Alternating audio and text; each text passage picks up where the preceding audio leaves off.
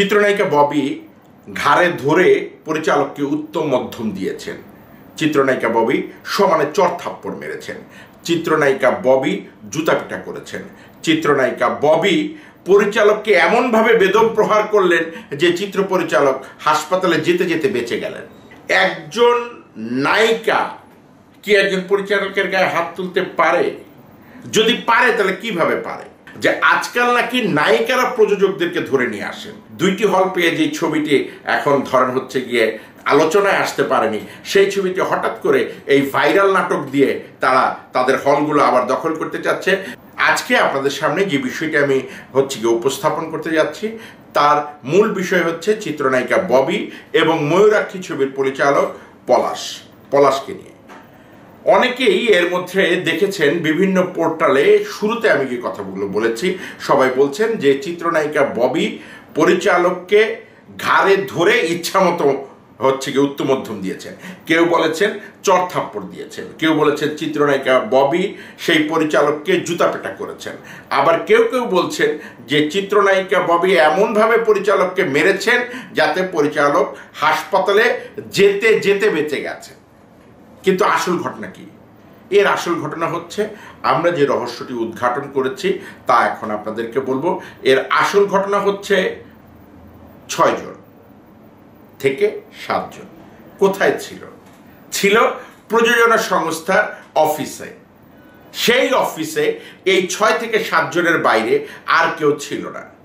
কি ঘটেছিল সেই রুমের মধ্যে সেটা তো যারা বিভিন্ন পোর্টালে নিউজ করছেন তাদের জানার কথা না।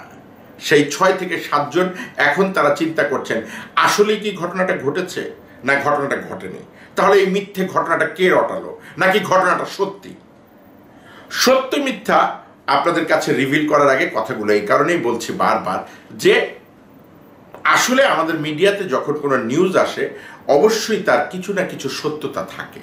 সেই সত্যতার সঙ্গে আরও অনেক কিছু যোগ হয়ে একটি বড় নিউজ হয়। ঘটনাটি ঘটেছে ময়ূরাক্ষী ছবির প্রযোজনা সংস্থার সঙ্গে। চিত্রনায়িকা ববি সহ ছবিটির কার্যনির্বাহী প্রযোজক, তিনিও একজন স্বনামধন্য পরিচালক, শাহাদাত আলী। ঘটনাটি ঘটেছে ময়ূরাক্ষী চলচ্চিত্রের প্রযোজনা অফিসে। সেখানে 6-7 জনের মধ্যে এই ছবির যিনি কার্যনির্বাহী প্রযোজক জনাব শাহাদাত হোসেন লিটন, উনিও একজন অনেক গুণী পরিচালক। তার সঙ্গেও অনেকে যোগাযোগ করেছেন, জানতে চেয়েছেন ঘটনাটির মূল উদ্দেশ্য কী। ঘটনাটির মূল উদ্দেশ্য জানার জন্য পরিচালকের সঙ্গে, ময়ূরাক্ষী ছবির পরিচালকের সঙ্গে এবং ববির সঙ্গে অনেকেই যোগাযোগ করতে চেয়েছেন, কিন্তু তাদের মোবাইলটি বন্ধ। এখন আমি আপনাদেরকে বলতে চাচ্ছি, দাবি করা হচ্ছে যেসব নিউজ পোর্টালগুলোতে এই নিউজটি প্রচার হয়েছে তারা সবাই বলতে চাচ্ছে যে একটি প্রযোজনা সংস্থা সমস্ত টাকা ববির টাকা থেকে শুরু করে সমস্ত শিল্পীদের টাকা পরিচালকের হাতে দিয়ে দিয়েছেন। পরিচালক সেই টাকা কোনো শিল্পীদেরকে ঠিকমতো দেয়নি এবং ববিকে সে ঠিকমতো টাকা না দেওয়ার কারণে ববি তার উপরে হাত তুলেছেন। আমি একটি সিম্পল প্রশ্ন আপনাদের সাথে সাথে যারা এই ঘটনাটি লিখেছেন বা যারা প্রচার করছেন তাদের কাছে জানতে চাচ্ছি, একজন নায়িকা কি একজন পরিচালকের গায়ে হাত তুলতে পারে? যদি পারে তাহলে কিভাবে পারে? অনেকেই কানাঘুষা করছেন, গুঞ্জন করছেন আমার এই প্রশ্নটির মতো যে আজকাল নাকি নায়িকারা প্রযোজকদেরকে ধরে নিয়ে আসেন। মানে হচ্ছে গিয়ে নায়িকা প্রযোজকদেরকে হচ্ছে গিয়ে ইন্ট্রোডিউস করায় পরিচালকের সঙ্গে। সেই কারণে নায়িকাদের একটা আধিপত্য থাকে এবং নায়িকাদের এই আধিপত্যের কারণে তাদের ইশারায় নাকি নায়কও পরিবর্তন হয়। আগে যেরকম পরিবর্তন হতো নায়কদের ইশারায় নায়িকারা, এটা অনেক পরিচালকই অতীতে স্বীকার করেছেন যে অনেক সময় তারা চরিত্রের কারণে যেই নায়িকাকে নিয়েছেন কিন্তু সেই সময় সুপারস্টার নায়কদের ইশারায় সেই নায়িকা নাকি পরিবর্তন হয়ে যেতেন। যদিও বর্তমানে সেই ঝামেলাগুলো অনেকটাই কমে গিয়েছিল, কিন্তু আবারও সেই ঝামেলা আমাদের চোখের সামনে এসে হাজির হয়েছে বা আমরা সেই নিউজগুলো পড়তে পাচ্ছি। এবার আসেন ময়ূরাক্ষী নিয়ে আমরা কথা বলছিলাম। ছবির যদি সব টাকা পয়সা পরিচালকের হাতে দিয়ে দেয় তাহলে কার্যনির্বাহী যে পরিচালক, যিনি প্রযোজক ছিলেন আর কি, কার্যনির্বাহী সহকারী প্রযোজক, তার দায়িত্ব কি ছিল? প্রশ্ন উঠতেই পারে। তো কার্যনির্বাহী প্রযোজক যদি দায়িত্বে থেকে থাকেন তাহলে কিভাবে নায়িকা টাকা হচ্ছে গিয়ে পাবেন না? আর নায়িকা যদি টাকা নাই পেয়ে থাকেন তাহলে তিনি কেন ডাবিং করলেন?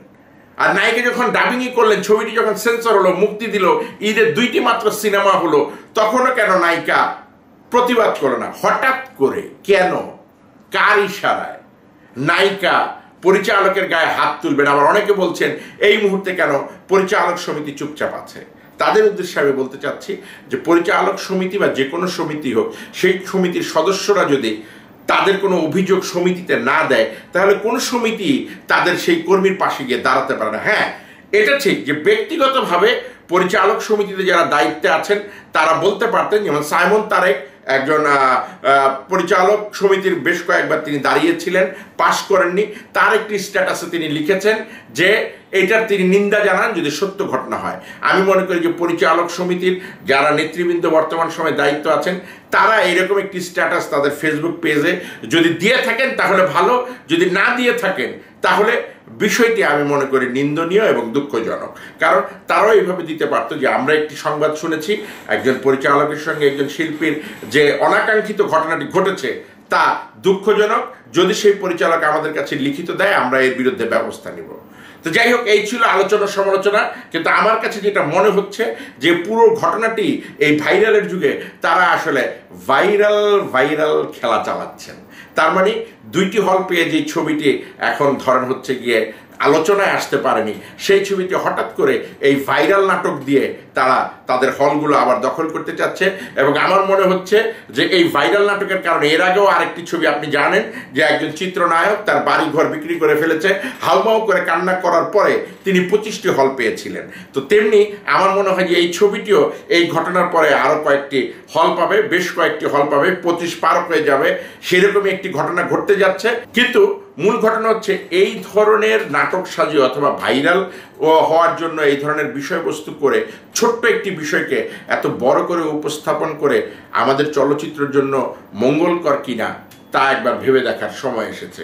কারণ এই কাদা ছোড়াছুড়ি করতে করতে আমরা কিন্তু একেবারে শেষ পর্যায়ে গিয়ে পৌঁছে যাচ্ছি।